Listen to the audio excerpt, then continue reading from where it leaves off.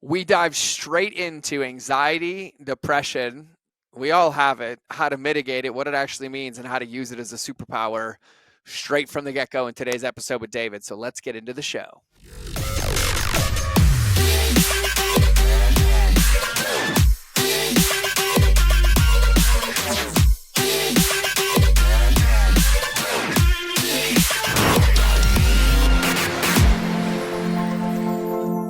All right, everybody, welcome back to another episode of the Mind of George show. To say I'm excited about today's episode is an understatement, but we're diving off the deep end, like I said, and we're going to dive right into fear, anxiety, depression, and some of my favorite topics about mastering those things because I've been like a broken record this year, and I'm going to continue to be.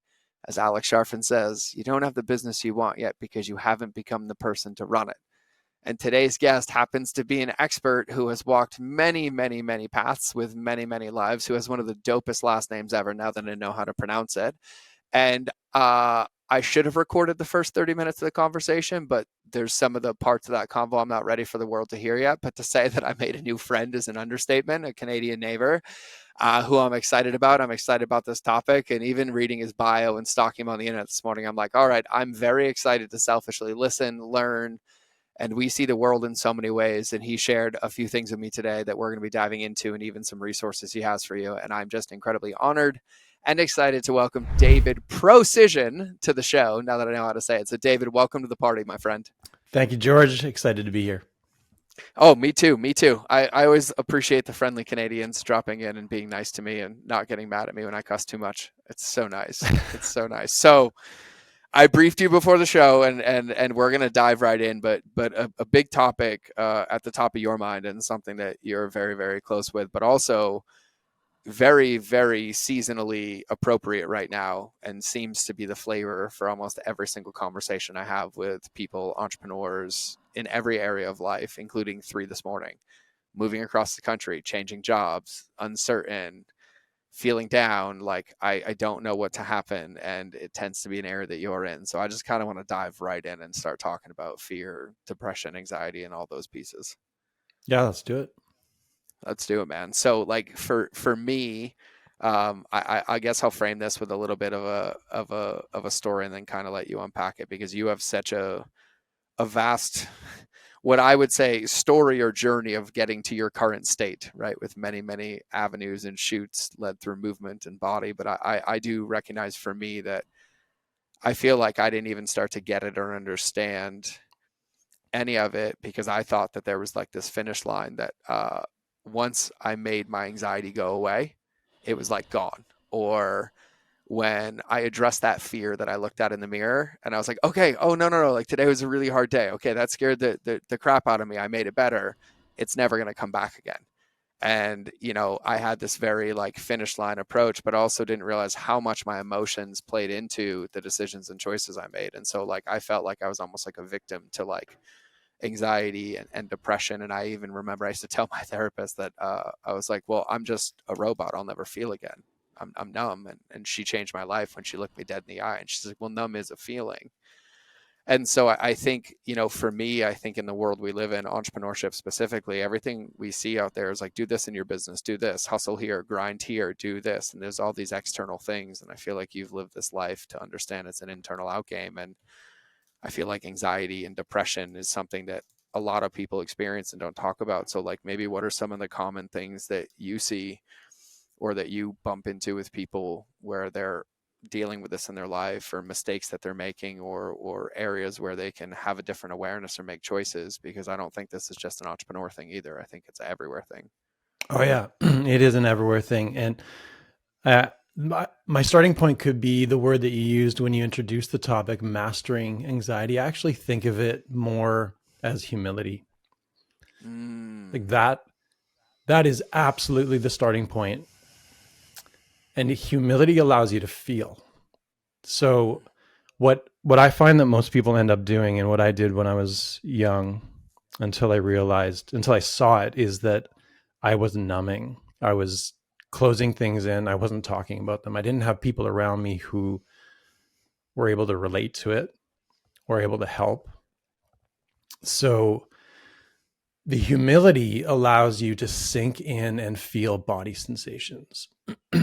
And now Mm, there's all kinds of approaches that are important with this. But if you can start with that is your absolutely most important starting point. Now there's mindset. You got to believe that you can create mhm, positive change. There's what you were talking about where you want to get away from labeling sensation. So you were talking about numbness, that mhm, we start, oh, that's numbness. I hate numbness. You got to bring empathy to that. Like mindfulness isn't just removing things to be mindful. It's relating to the world and yourself in a way that brings love. mm, And so you want that curiosity about who you are as a person, the sensations that you're feeling, how you relate to your world, and you want to bring compassion into that. And then with that vulnerability, you also need the courage to feel the harder feelings and do them anyway. So, understanding boundaries and leaning into them.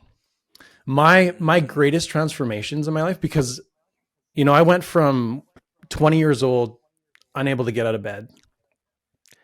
I was I was so depressed and I was exhausted all the time, to pushing the boundaries, baby steps, pushing every little boundary as I walked through my life, to where my intense social anxiety was gone.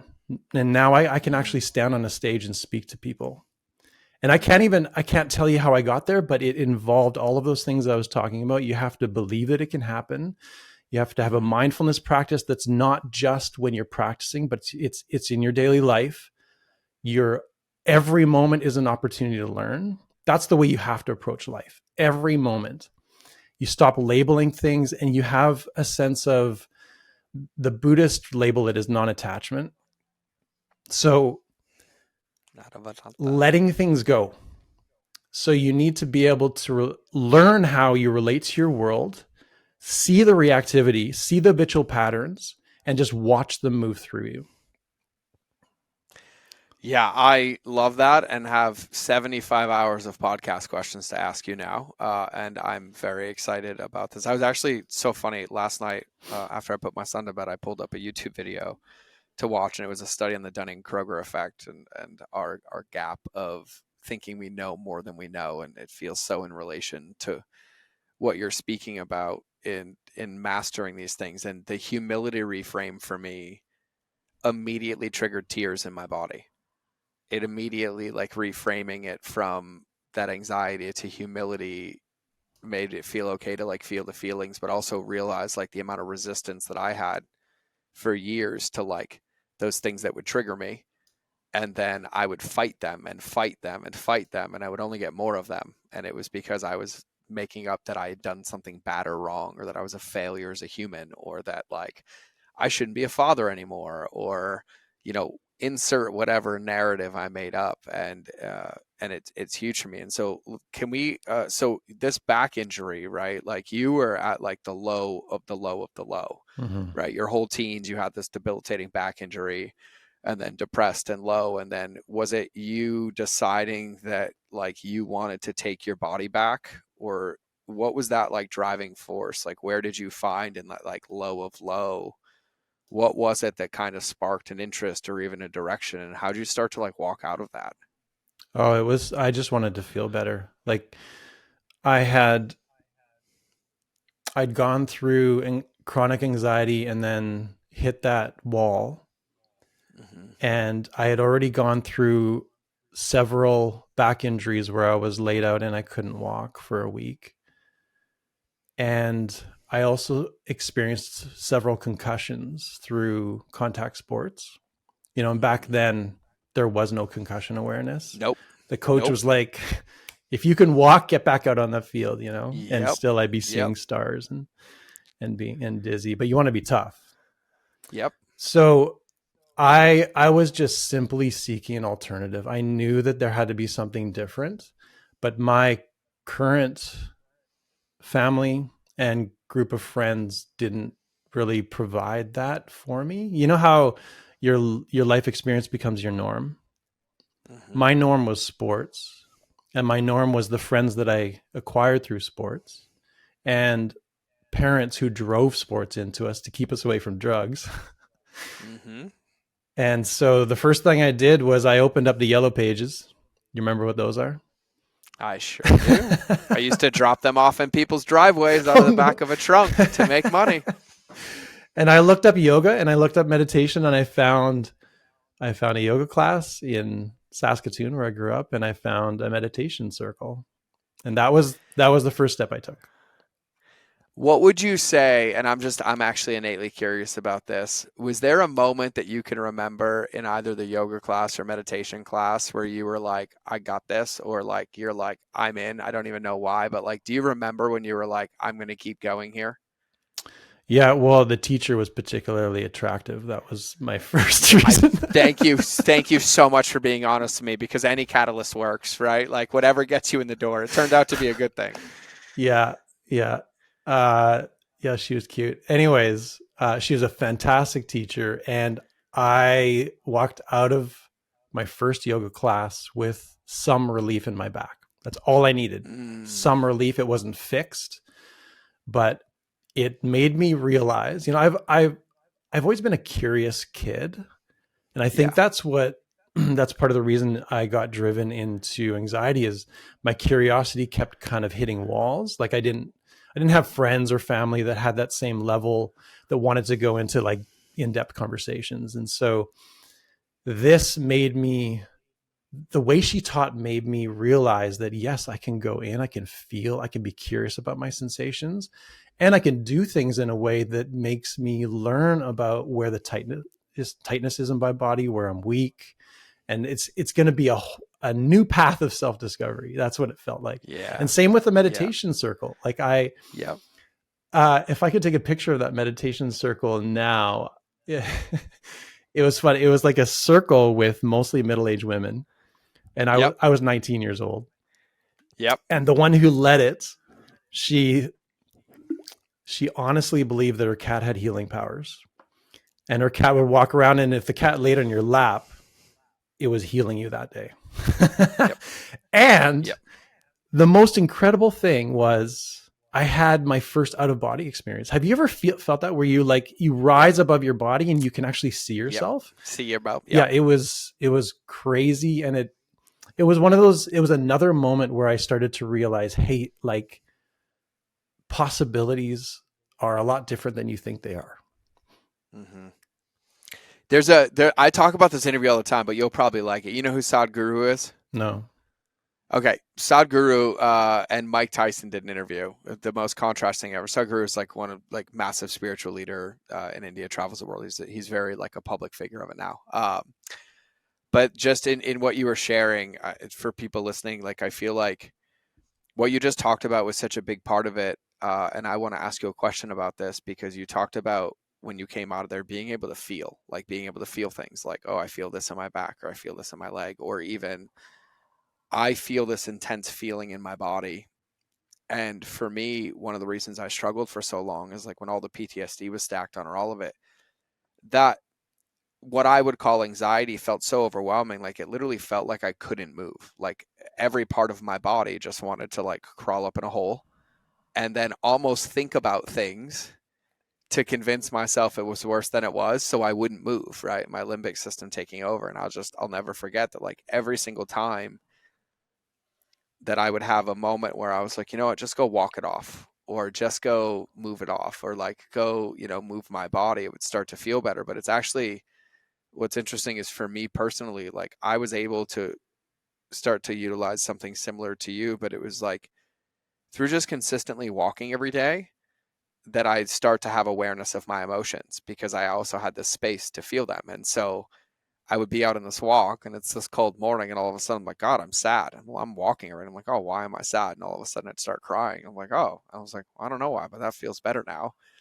And it was like I almost had to use my physical body and consistency and really protecting that part of my environment to almost backdoor my relationship in to be able to have these off-gassing moments for my emotions because I would struggle in breathing. I would struggle in meditation and Thich Nhat Hanh and all these things I was doing in Kundalini yoga and breath of fire. And it was like this mind game for me. And the gaps felt so big between like my head and my body. And I was trying to get in from like my head down.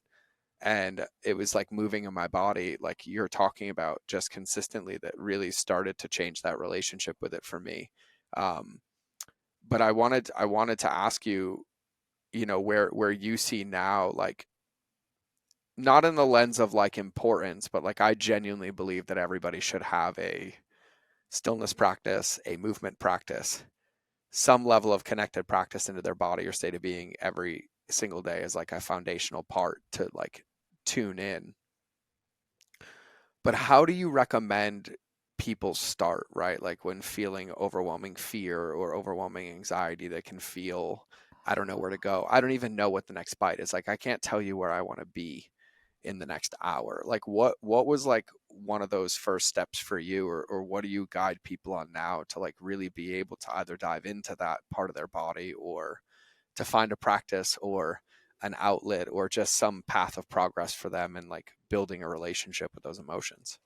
Yeah, I think the starting point is understanding that it doesn't need to be big. Yes. Say it again. Holy moly. Yeah. Yes.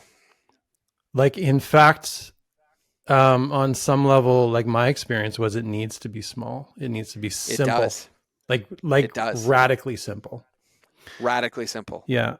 And it makes me think of one of my closest friends today. His name's Rob, great guy. And I met him about 23 years ago. And early on, he was kind of the first person I was able to share my experience with, just because he was so accessible and open-minded and caring. And I remember him saying to me one day, because I was telling him about this tension in my gut, like, why do I have so much? This ball of tension never goes away. It's always there. And he said, well, have you ever asked it why it's there? Yes. And my first response was, you can do that? Yep. I never considered doing that, like asking that simple question.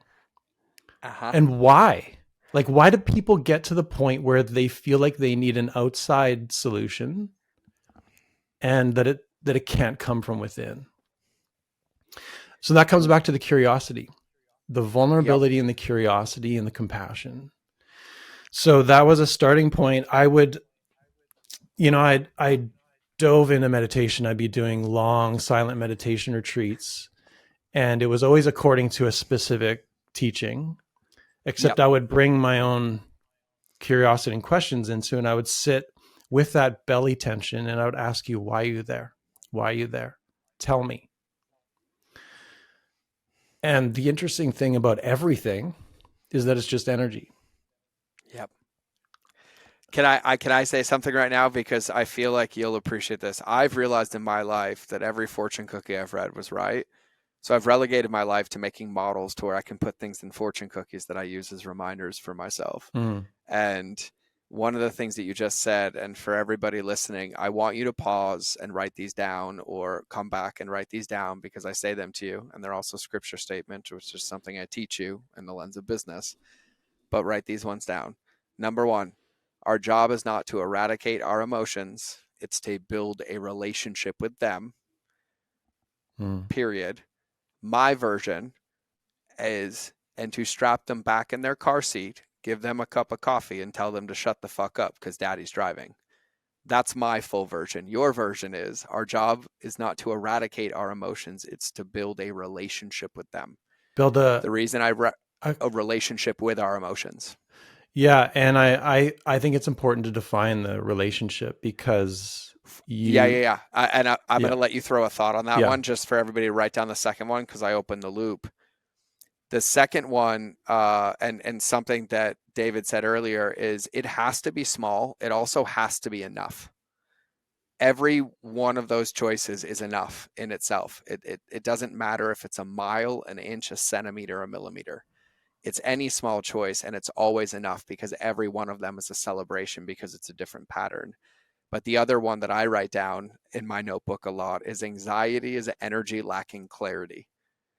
And what I tell myself is that it's basically a shotgun and it doesn't know where to go. But the moment I can sit with it, understand how much of it I have, and maybe ask what it is, I can direct it in that conversation. And so, in relation to what you're saying, and I'd love for you to talk about the relationship with your emotions in that Sadhguru, and I'll send it to you, and I'll link it in the show notes for everybody else. It's an interview between Mike Tyson and Sadhguru breaks this down so well. But one of the most powerful things he talks about is that we get this human body, which is our vehicle, and all day the check engine lights come on and we ignore them, but yet we never even take the time to open up the owner's manual to ask ourselves how to drive this thing.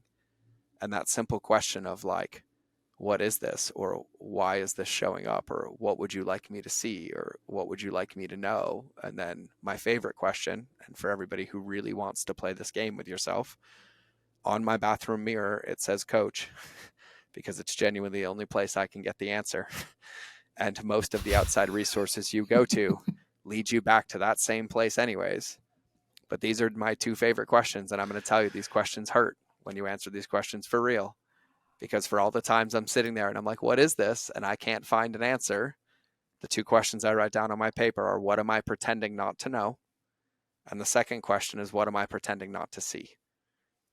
And typically when I sit with those two questions, I find all the answers I'm looking for. But I just wanted to take a minute to give you guys some anchors with these things.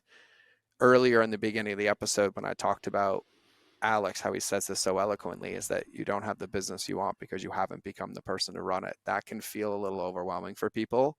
But what it really means is that you have to flex your emotional capacity muscle to be able to sit with and exist with all of these emotions. Because the moment you can do that, you create space for the next level in your business. Because trust me, the waves get bigger and higher and stronger.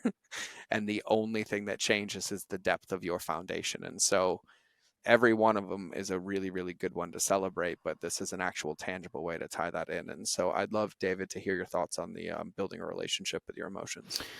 Yeah, actually, I remembered when I said the word humility early on, I saw you close your eyes and I you did. did that going within thing. You It went felt it. straight, Yeah. it went straight into my body, Yeah. like instantly. I was like gone. Yeah. So the only thing that I would say about what you said about Yeah. relating to your body is that I'm a bit concerned about the enough piece. And this is, I'll tell you why. So with your own inner experience, Mm-hmm. sometimes you don't witness change. You don't feel it. No, And no, of 10 course not. and 5 years later you realize, "Whoa, these are the ways I've Yep. changed." Because your life has become normalized. Mm-hmm. And someone else might see it, but you don't see it. It's like watching your kid grow up and Oh, yeah. someone sees them after 2 months. They see the change in a I take different a way. 2 week trip and my son looks different, but yet every day I see him, he tends to look the same. Yeah. Yeah, 1,000%.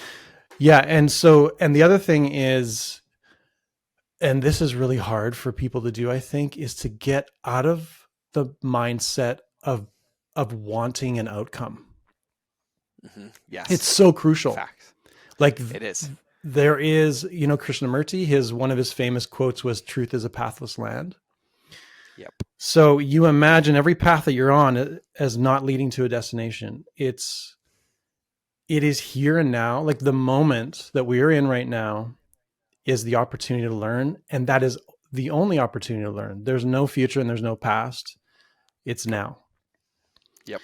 So to me, it's, yeah, you just learning how to open up yourself to your own experience within yourself and how that relates to your environment. There's one other piece that I haven't mentioned yet. It's also surrounding yourself with people who feel the same way and have a similar value system and can support 1,000%. you. Yeah. Yeah.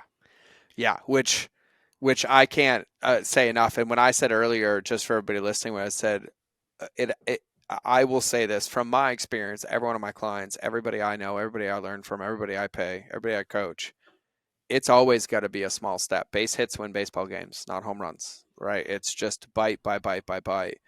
And when I say that it's enough, I mean that one of the reasons I lost and most people lose is because we never celebrate the gain. We always look and make the gap wrong.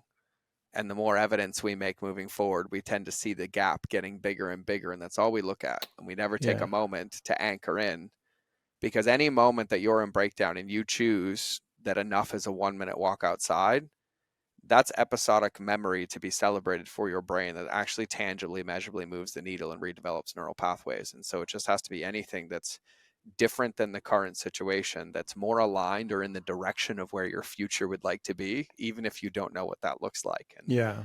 And some days, yeah. let's That was be it. honest with the common experience of a lot of people who have chronic anxiety and depression. Like it can It's a be day by day, minute genuinely to minute. debilitating.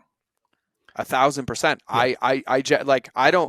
I've never talked about this on the podcast, but when I was getting separated from the Marine Corps and my food blog was at the height of its career, luckily it was running, because I would spend like 30 days not leaving my house. I would lay on the floor underneath my desk and just sit there for days at a time, shaking and having anxiety and panic attacks. And I Yeah. couldn't figure out if it was trauma or it was physical. Like I get it. Like I 1000% empathize with everybody's experience. And Yeah. I'm glad that you said that, because I think that a lot of the times it's not talked about, and all trauma is relative, and so is anxiety. And like somebody can feel a little bit and it be debilitating for their entire functional, and other people can manage what seems like insurmountable amounts of it and look like everything is normal and they're Yeah. just ducks underneath the surface, but it is all Yeah. relative. And anxiety does serve a positive purpose as well, A in small thousand amounts. percent, 1,000%. But I think that it's worth it to speak to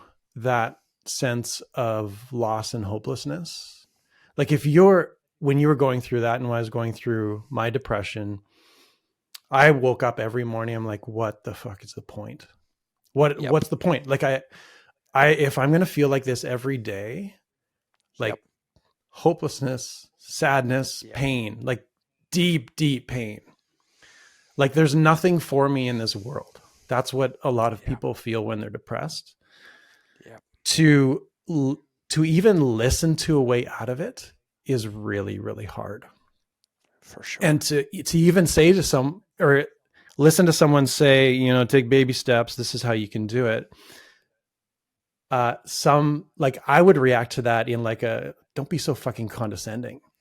Like you don't understand what I'm going through. For sure. Yeah. So yeah, it's really important to acknowledge that that's where people can be. And so just knowing. And then I want to add one part, Yeah. because you turned on the personal development coach part of my brain, because this is also for everybody listening. Like this is a big part of it too, is that a lot of that, and Jim Quick's a dear friend of mine, but we have to remember that only 5% of our brain is conscious and the other 95% is subconscious. And the subconscious programming is the script that's running over and over, which is where we get the stories that we tell ourselves, right? And one of the things that helped me understand this in the personal development room is like they would say something, right? And I would get triggered. I'm like, you're being fucking condescending. And she looked me dead in the eye and she's like, you're a purple dinosaur. And I'm like, no, I'm not. And she's like, notice how calm you were, because it wasn't true. And I was like, oh shit. And she's like, yeah, if there's a reaction in your body to something I say, it's because your body recognizes it as true for you. And I was like, oh, my mind just broke so bad, so bad. Like it broke me. And I was like, holy, oh my God, that's so true. Yes, got it, got it, got it, right? And I realized that like I'd spent a lot of my life as like the victim of that story. And then like the deeper concept of whether you read the book Extreme Ownership or believe in personal development, which is 100% ownership 100% of the time, or study Vedanta and unattachment and get to Bodhisattva, which is one who chooses to surpass enlightenment for the betterment of humanity. There's always this thing. And the one thing that she would say is, she's like, and I was at like the depths of the low, and she's like, yeah, your biggest problem is it's always about you or some outcome. She's like, just give away what you want to get. You want clarity, go give clarity to somebody else. You want love, go give love to somebody else. You want honesty, give honesty to somebody else. And it changed my life. And like for me, in the low, I was like, the only meaning that's here for me is what I choose to create today. And like, I can either keep reading this book, and I know that book very, very well, or I can pick up the pen and put the and start today, right? And that's fine, but it's just about also being willing. Like, I say this on the podcast all the time, and I was like, nobody has a marketing problem. Everybody has a relationship problem. But I was like, the one thing is that we spend our entire life avoiding the one relationship we're guaranteed to spend the rest of it with, which is ourself. And I'm like, and if you can't get up in the morning and exist in nothingness for the first 30 minutes of your day, or as the monk on the podcast, Elp, a dear friend of mine, Elp Takin, was on the podcast, and he was in a Tibetan monastery for like 9 years in silence for like 7 of them. And he said it better than ever. If you can't take a shit without your phone, you're not living, right? Like if you can't even be in that space with yourself without this distraction. So I also think too that like I love people dearly, but I'm also willing to have the hard conversation that when you're having the internal conversation of I feel hopeless and I can do nothing, I also know exactly where you are. And the moment you take a step in that direction and you celebrate, it doesn't make it go away. It just gives you a step to try something new and put the recipe back in the kitchen. And like for me, I'm like, just keep taste testing, taste test and taste test and taste test and taste test. But eventually you just fall in love with the process. And so whether it's rewriting that story step by step, or whether the first part is our dear friend Brian Bogart, who's been on the show, one of his famous talks is embrace pain to avoid suffering. Right? The human experience is not just up; it's we feel all of it. And Carl Jung says the depth of our roots into hell dictates the height of which our branches can touch towards heaven, or light or dark or shadow. Right? And I think for me, there's this celebrated culture right now that like everything's happy all the time and everything's hunky dory and it's highlight reel and it's everything. I'm like, no, it's human. Like we all got down days. Like I spilled coffee on myself this morning. I had a broken windshield the other day. I screamed at him about it. I was like, fuck, come on. I just replaced it 4 weeks ago. God, I live in Montana, right? Like and then that leads to a call and you're like, darn, I lost the deal. Man, I was off. Like we all have it, right? Like I think also for me, and I think in even this whole conversation, I think my number one thing is like, just be open about it. Like, just be willing to be open about it. Like, and this is for leaders and also for people. I understand the courage it takes to be honest about this, but leaders as well. This requires all of us. Like, we all feel this way. The stress doesn't go away. The pressure and noise doesn't go away. We just relate to it differently. And it's information for us. It's a game. Oh, we move that. We move that. Oh, that one overwhelmed me. Guess I need to go back on the fucking gym and work on that muscle again. But I think all of us have a responsibility to like have the honest conversations, right? Like the businesses don't matter, like the games don't matter, the goals don't matter if the people underneath them aren't connected and feel safe enough to be honest. And so I think also like normalizing this conversation that like it's okay to be an entrepreneur and be scared as shit. It's okay to be an entrepreneur and have a massive amount of anxiety and then have to give it a cup of coffee and be like, yeah, great, but I have 100 people in my audience right now standing in front of me, so now's not the time. So I'm either going to tell them you all exist and you're going to sit up here with me, or you're going to take a cup of coffee and stay out of my way.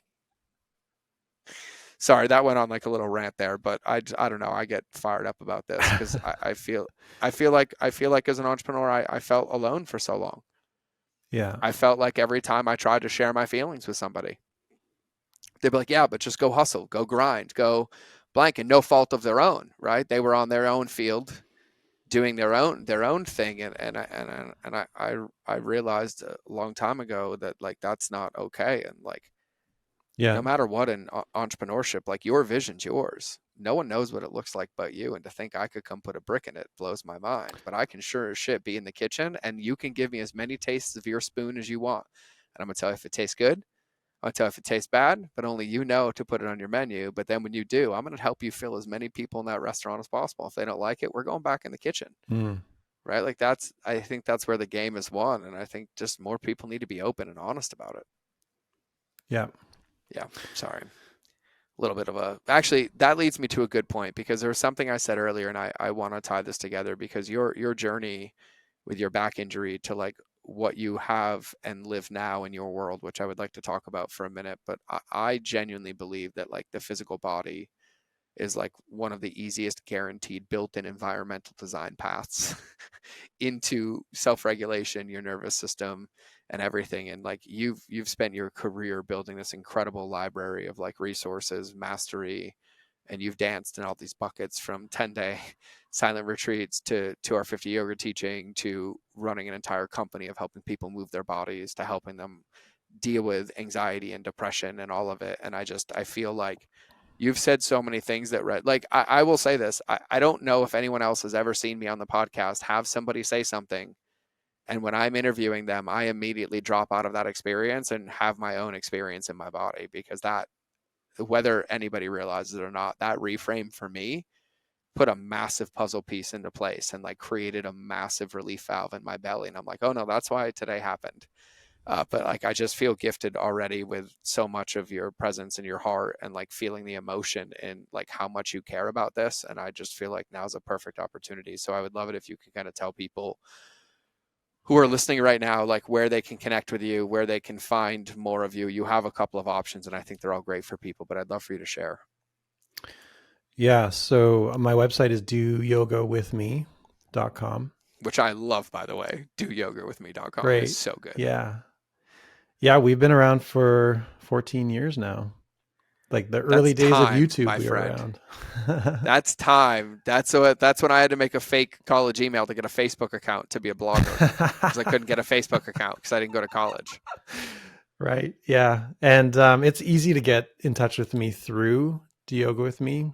You just have to click the contact us button and Yeah, that'll come and to me. and what I'm most excited about is the challenge. I think that that's one of the greatest things ever. So can you tell everybody about the challenge? Yeah. It's a 21-day program. I call it Let Go of Anxiety and Fear. And can I mention the coupon code? Or Yeah, do we do? yeah, Okay. please. Yeah, Okay. yeah, yeah. So right now, for listeners of George's podcast, we have an offer of 30% off for that program. And so are they gonna reach out to us for the link, or are you gonna put it in the show Yep, notes? they can reach out to either of us. We're going to put it in the show notes as well. Okay. But in a minute, I'm going to tell them, you can tell them the link. We'll put it in the show notes. And then I let them know if they DM me. I'll send it to them as well to make it easy for them. Right. And we have a lot of resources for all kinds of I issues, noticed. like including anxiety and depression on the website, Do Yoga With Me. So Yep. we're also running an offer for your listeners, 30% off a yearly membership. So we can, Amazing. yeah.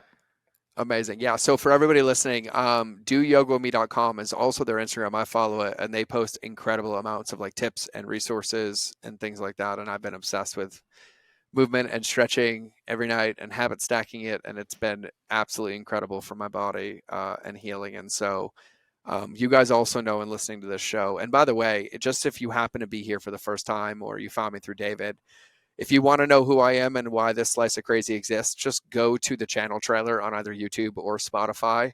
And for everybody listening, you also know I'm pretty bullish on everybody making sure you're subscribed to Spotify, because I'm pretty sure they're going to put Apple out of business. So make sure you're migrating over there, since the tools they're releasing are incredible. And they're there, but we'll link it in the show notes for sure. But doyogawithme.com, do yoga with me Instagram, and then if you guys DM us on Instagram, do yoga with me, we'll send you the link, or we'll send you the link to the page to make it easy for you, and you can also reach out to them as well. And I didn't ask him; he surprised me with that. But I am a big proponent of, I don't care if it's me, I don't care if it's YouTube, I don't care if it's somewhere else, but I care that you intentionally grab something, you make a commitment, that you can actually see some tangible results in 21 days, feels like a perfect amount of time, and you start utilizing your body and you build this relationship and you implement a lot of these tools. And for those listening, you'll also realize, and we'll link this in the show, what David was talking about even after his back injury. And so much incredible wisdom he shared today is that like you kind of have to create hope and clarity, and you have to break it down bite by bite, and you have to change your environment to be able to match who you want to be, not who you were. And you have to surround yourself with people who call out and bring out the best of you. And also, in my language, don't also believe the war wounds and are willing to wipe off, put a band-aid on it, and slap you on the booty and say, get back on the field, right? Like the Mm. people that love us and hold us and all those things tied together. And so, for those of you wondering, those two models that I teach you on the podcast, the wedge of expectations and the SOS model, are the models to use to literally plug those behaviors into and then have that support system around you to help you protect that progress and whatever that progress is for you. And so take those and go grab movement and go consume some of David's resources or the mindset or any of them from any collection of us. But most importantly, don't allow it to become shelf help. The integration part's the most important part. Knowledge without being converted into skill is just a liability. Hmm. And the higher that Experience. skill line Yeah. gets to matching your knowledge, the more dangerous you are. And I think that that's the best way to grow. And I think it's huge. And so thank you for sharing those. You're And thank you welcome. for being so Yeah, and that word, so open and letting willing. go seem to me that is the key. So what you just Yes. described, along with understanding that you will not solve emotionally related problems by thinking about it. You got to get out Nope. of your headspace and you got to get into the Yep. body sensations. The body. Yep. And also starting to understand, because we're so goal oriented, that we don't have objectives in mind. You got to learn to let go of your distraction, because mindfulness is what remains after you let go of everything that's distracting you in your head. That's a good So definition. sink into that and just experience the moment and you know how we talk about bringing compassion into your life? If you're unable to bring self-love into it, then just be with it. That's all you got to do. Be Yeah. with it for as long as you can and let it move. We, yeah, I have to say this because this might be helpful, but I had a dear friend of mine, an incredible client and also support of mine, Lucy, on the show, and we talked about manifestation. And we recorded a guided visualization for everybody because I have a page on the website called SOS where I actually give them all of my tools to help regulate my nervous system.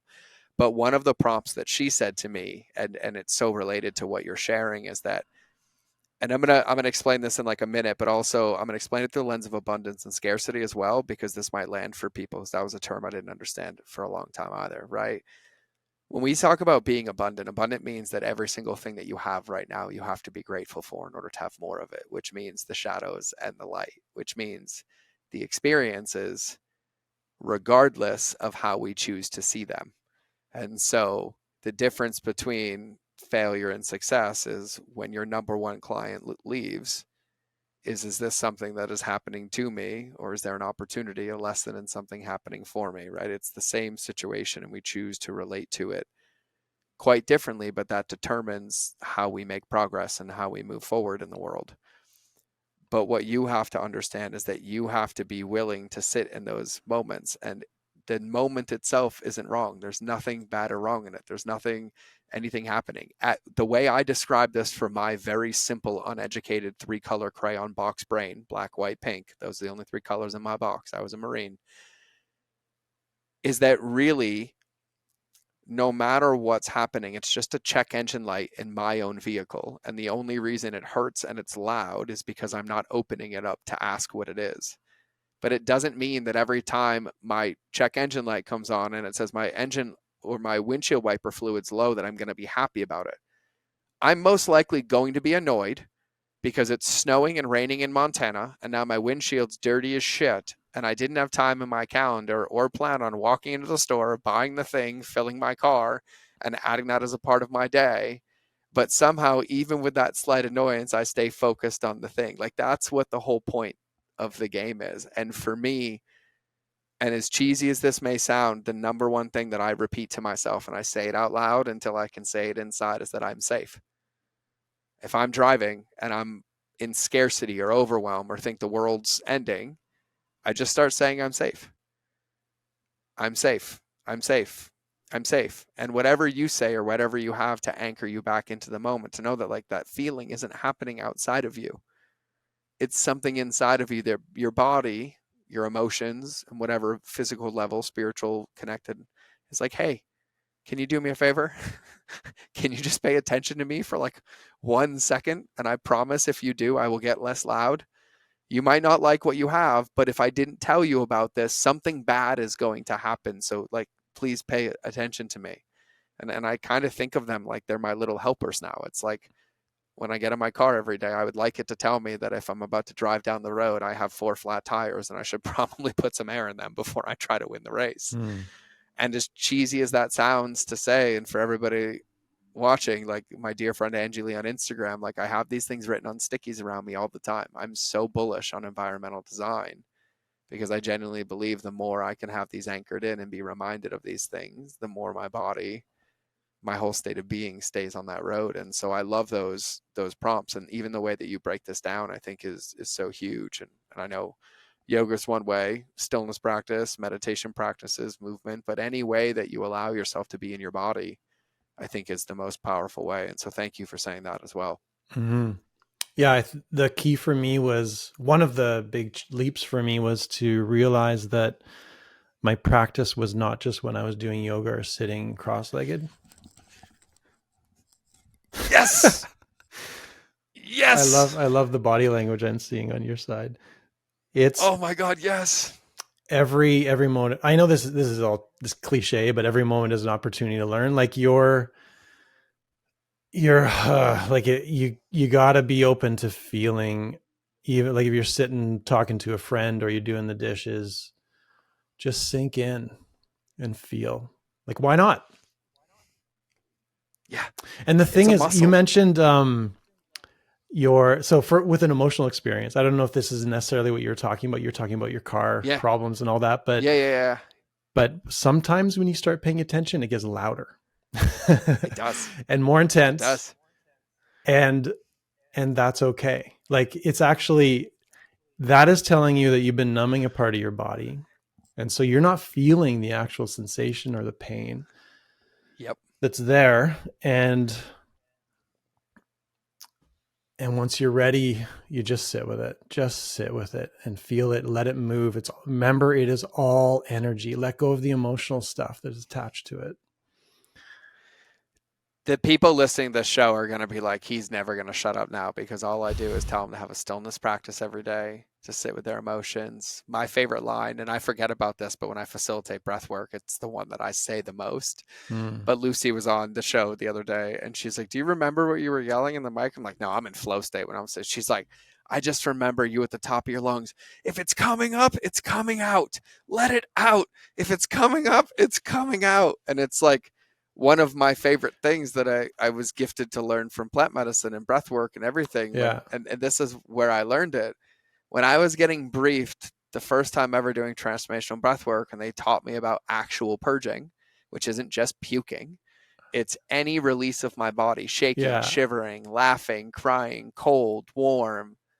And I was like, wait, that's what's happening? Yeah. And they're like, yeah. I'm like, wait, so when I go sit out there for 5 minutes and I feel really, really upset, but I just let the feeling come in that warm wave that I get in my body, they're like, yeah. They're like, do you ever notice that like once it's done, it doesn't come back?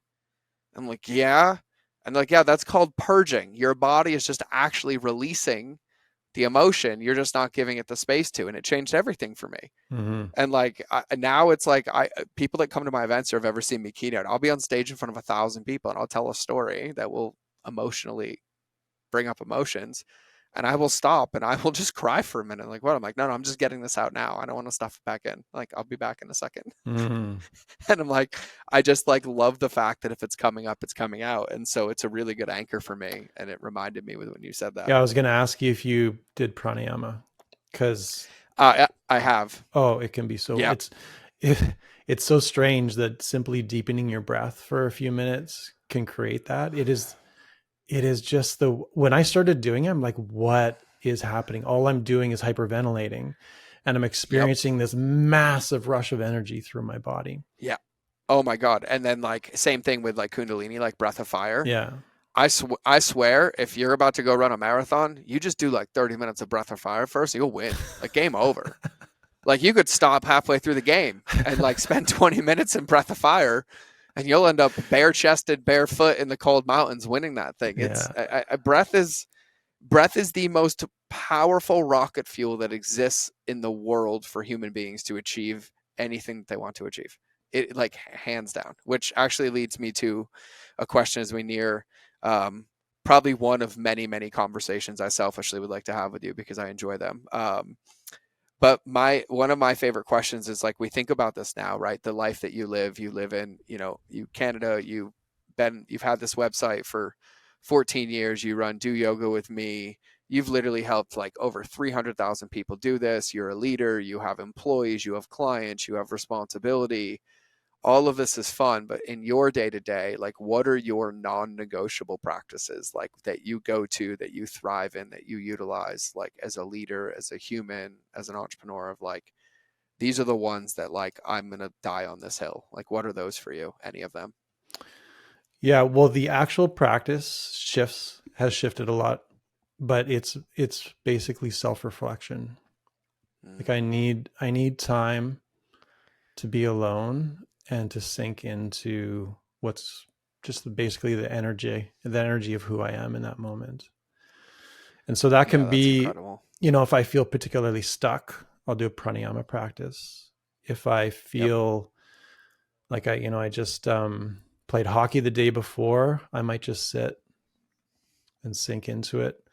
I might do an intense yoga practice if I'm feeling like I need the physical part. I like to listen to what my body's needs are. And then, relationships. We all thrive. We wouldn't thrive if we didn't have relationships with people we love. So connections with my kids, my wife, friends, and having those, we both talked about having those deeper conversations. There's nothing like I can honestly say some conversations with friends had more impact on me than sitting in meditation for 2 hours. Yes. Like the bigger realization that you can have when someone just says something a certain way and you realize, Yep. oh, yeah, yeah, because these concepts are not easy to understand, right? Like Nope. how do you not live without an objective? Yep. How do you not to relate to your body without a goal? Yep. It's like, well, Well, what I love, and I want to take a minute to tie in something you said earlier that you said, and even how you just talked about your day. For everybody wondering earlier when you said like the challenge, everybody's so results oriented, right? And we forget that a finish line is a byproduct, right? If you want to generate $1 million, there needs to be an input put into a process to create that result, right? Like if you want to lose 10 pounds, you have to change a variable in over a set amount of time to get that as a result, right? And I agree that the rigidity of like the goals, but even when I asked about your daily practices, it sounds like what your outcome is you have a set amount of time for self-reflection every day, and the outcome is self-reflection. But the path or bridge and where you get there, you match that day based on your feeling, but also hitting a minimum. One day it might be deepening a practice, it might be stretching, it might be mm, stillness, it might be boom, but you always protect the outcome of self-reflection, not I'm going to self-reflect for 10 minutes a day. You're like, whatever modality gets me there. And so just for everybody listening, like when I talk about outcome-based or future self-journaling or like everything that I'm helping you design in the Relationship Speed Algorithms Alliance, right? Like this isn't about us building your vision. It's about you stretching that next level of deciding what that looks like in the future. But then that outcome is the thing that you focus towards and you put the inputs in, but it changes every day because we change every day. And so it's mm-hmm. just such a beautiful example of like protecting the practice, but not exactly what it looks like to keep that progress going. And so I just appreciate you saying that because Yeah, I think it's thanks. huge. And this can shift a little bit more into leadership, and we're both Yeah. entrepreneurs. And the way I look at that shared growth is that when you do have a goal that's been set for your family or your team or friends, I see my individual role as ensuring that everyone is aligned with their purpose and that the Yep. steps that we're taking is ensuring that everyone is experiencing a level of personal growth when they're going through the Yes. process. Yes. Yeah.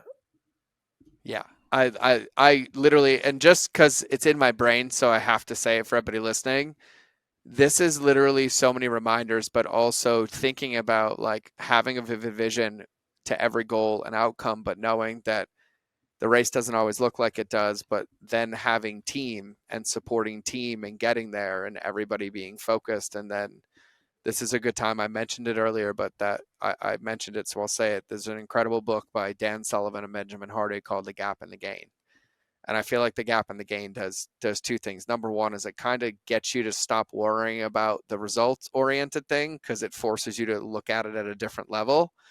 And then it kind of breaks it out through behaviors where it shows you how to look at your business or your goals or your life in the lens of where you've come from, but where you want to achieve, but then to align everybody on it and protecting that for everybody, right? Because we all grow as this goes. And so, It's such a yeah, great blend of like personal experience and business leadership. I just yeah, finished 10x is easier than 2x. yeah. Oh, it's such a good one. Yeah, Ben's great. I literally, there's 12 of them sitting on my table right there because he sent me a ton of them. He's coming on the show. But I literally, like, I tell everybody, like, if you want to win in life, I guarantee you, as an entrepreneur, if you read The Go Giver, Atomic Habits, The Comfort Crisis, and The Wedge on the personal side, read all Mike Michalowicz books on the business side, and read all Jonah Berger books on the customer side, Jonah Berger books on the customer side, and then Benjamin Hardy books to build yourself, you literally are guaranteed to get to wherever you want to go. Like, those are, like, I reread all of them every year. They're Mm. like the perfect rotation. So I am a big fan of whether it's 10x better than 2x, personality is impermanent, be your future self now. They're all so good. And The Gap and the Gain is the last piece of, like, yeah, but, and it removes that evidence from you, and you're like, oh, I got it. I just have to keep, oh, okay, got it. And it's all the tools and the playbooks. And then you take yoga with you, and you guys plug those into those behaviors of your future self as a way to move your body, and you start applying these pieces in, and it's magical. Yeah, Hmm. I love their stuff. I followed him when he was on Medium, and Personality is Impermanent changed my life. That book single-handedly changed my life, Hmm. single-handedly. And then yeah, Yeah, yeah, and there's based on basically in response to what you said. So, when you're a thought leader and you're espousing like approaches to life or business, people tend to think that you know everything. yep, or yep, or my ability to be able to talk about anxiety and help people with it. yep. But I think the most important thing is to be okay with not knowing. Yes. Like, and not even needing to find the answer. Yep. Sometimes, I mean, of course, like you're rereading those books because there are probably little bits that you just that strike true for you that didn't the last time you read them. Well, for sure, because I'm a different person, so I also Yeah. get different takeaways. Yeah. Yeah, at different levels of depth. Yeah. Yeah. Yeah. Yeah. And I think that was one of the greatest realizations for me. Every day of your life, just be okay with not knowing, because the answer sometimes isn't there. And if you're trying to find Mm-hmm. it, you're just going to get lost, or you're going to get caught in the mind trying to figure it out for you. Yeah, oh my God, I love that one. Yep. Yeah. Yeah, I feel like we could talk for hours on this, George. We're gonna land the plane, and I actually have a perfect reminder for people. One of my takeaways. I learned this from a shaman in Costa Rica. Yeah, I learned a lot of things from this man that are all tied into this podcast. Number one, like, he told me I lost in life because I didn't know who I wanted to be. I was being the world's version of myself, which has made me realize I needed clarity to build that person. But the thing that he got me with what you just said, and it when you said humility earlier and that reaction in my body, when he said this to me, I had a similar release, because as a survival mechanism, because of all my trauma and my life, I had to know. That's how I survived. I had to know how to get food. I had to have the answer. There was nobody coming. And so there was this built-in bad behavior that made people feel unseen around me, made them feel like I ran them over, like I didn't care about what they had to say. I couldn't hear them. And the only thing he ever said to me was, just remember, a master says thanks for the reminder, and a student says I already know.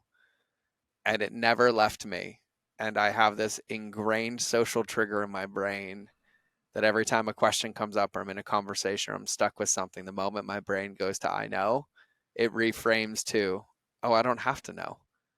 I can either go learn it, I can go ask somebody, or I'm not supposed to know in that moment. But that quote for everybody listening is a really powerful reminder for me that I keep in my notebooks that says a master says thanks for the reminder, and a student says I already know. And it was a really, really good anchor for me to remember that breakthrough. So yeah, thank you for triggering that thought. Yeah, even a teacher seems to think they know everything. I mean, on a daily basis, we're going through not knowing the answer and struggle I don't too. remember who I was yesterday. Yeah. I don't remember who I was yesterday. God, I have an entire podcast I want to do on this. And somebody asked me in a question that they're like, I don't understand. Like, I went to this retreat for 7 days and I came home and like I'm trying to tell everybody and nobody wants to talk to me. I was like, hey, you do realize that the person they love died 7 days ago, and this new person just showed up and they didn't go do breathing with you for 7 days? Like, Yeah. slow your roll, bro. Like their 33-year-old child just left for the first time ever and got wings. Like, you got to slow your roll a little bit. Mm-hmm. but yeah, it's really interesting. And man, I just want to thank you again. I feel like the way I would summarize this podcast is thank you for the timely reminders and grounding pulls and distinctions and ways for this to land. And for everybody listening, like, just like every podcast, that this is about try it on for size and take something and give it a chance to work and try it. But like the distinctions that even David shared in the anxiety and in the depression and the takeaways, like, these are deep rooted at the core of, like, when you understand them here and you make the change at this level, they permeate to every other level above it.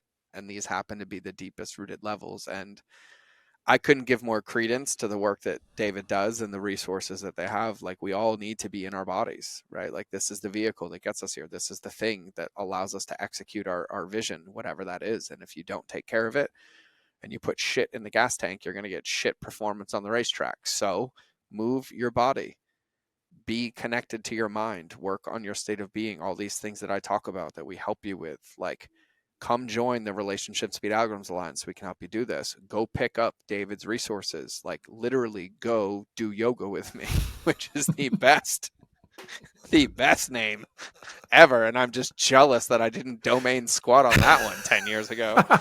But you were already in the game. I don't think I bought my first website till like 2009. So I think you were ahead of me. But the most important part, though, is that you pick up any of these pieces, even if it was something David shared in his story or something that resonated with you and how he talked about leadership or the way he broke down his goal or how he dealt with anxiety. Anything that rang true for you in your body, in your brain, on your pen, in your heart, that's the piece for you to pick up, put it into practice and get it integrated. And if you like it, keep it. And once it sticks, then come pick up another one or go grab the most part. But I will tell you that David will say the same thing. And he said this in the podcast. It's the integration that makes the biggest difference. You can go do breath work and you can go do yoga, but what you learn on that yoga mat is your invitation to eat that every single day until you get on the yoga mat again in every moment that you can. And that's what integration is. That's where you start to flex and change these things. And so, David, I want to say thank you again. So for everybody, doyogawithme.com. Everywhere to connect with David is on there. They have a discount on the yearly membership, which, thank you, by the way. We don't run sponsors on the show, everybody. David's not paid to be here. I didn't ask to do that. He just genuinely wanted to do that out of the gift of his heart. So thank you so much. And you guys know that's real for me because we don't run sponsors or anything. And I highly recommend you take a peek at, if you're up against that wall, if you're having any issues or challenges with anxiety or depression, go take a peek. Go click around, go watch a few, just get tuned into a different environment and allow it to be okay. Even if it's just consuming different information around the same topic, that's progress, celebrate it and keep going. But the resources only work if you use them. So, David, for the last question, and I have to end the show with this because I'm incredibly excited to hear your answer. And I had to pause my landing of the plane to ask this one, but I do like to ask people this. And so I want you to imagine that everybody listening for the last hour forgot absolutely everything you said. And you have the ability to tattoo a piece of wisdom on their soul right now that they'll take with them forever. Consider it your fortune cookie or your fortune paragraph, however long you'd like to make it. But what's the one thing that you would tattoo on everybody's soul with them to take with them forever? No pressure. Okay, I'm gonna dial into this. I'm trying to use the force here. Are you saying like two words or one sentence? No, no, no, whatever you want. A sentence, a paragraph, a thought, a lyric, a takeaway, a Yeah. summary, anything you want. Just whatever you want to tattoo in their memory. Okay.